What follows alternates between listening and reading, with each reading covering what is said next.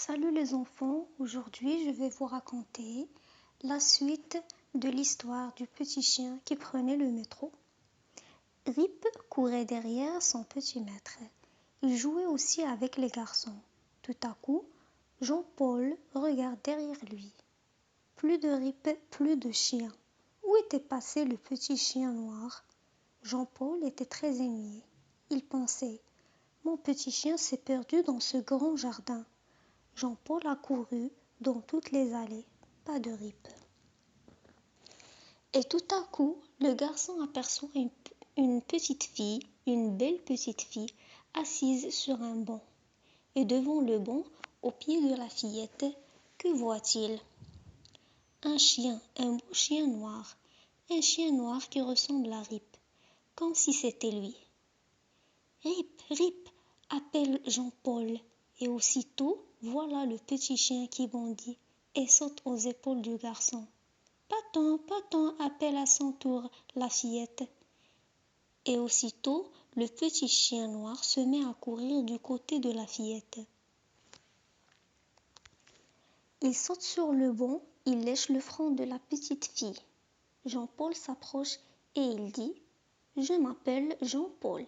Et toi ?»« Moi, je m'appelle Marion, dit la fillette. »« Ce chien noir est à moi, dit Jean-Paul. Il s'appelle Rip. »« Ah non, dit Marion, ce chien noir est à moi. Il s'appelle Paton. La preuve, c'est que quand je l'appelle Paton, il vient, il connaît son nom. » Ah non, dit Marion, ce chien noir est à moi. Il s'appelle Paton. La preuve, c'est que quand je l'appelle Paton, il vient, il connaît son nom.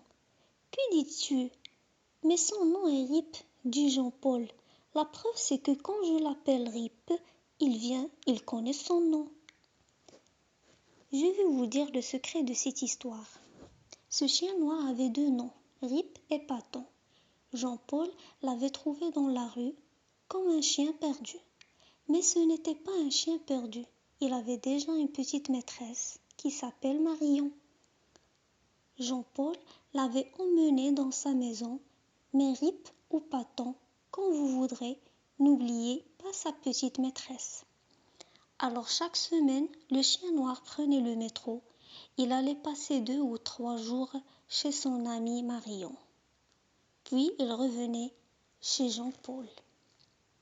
Marion et Jean-Paul sont devenus à leur tour 2 amis.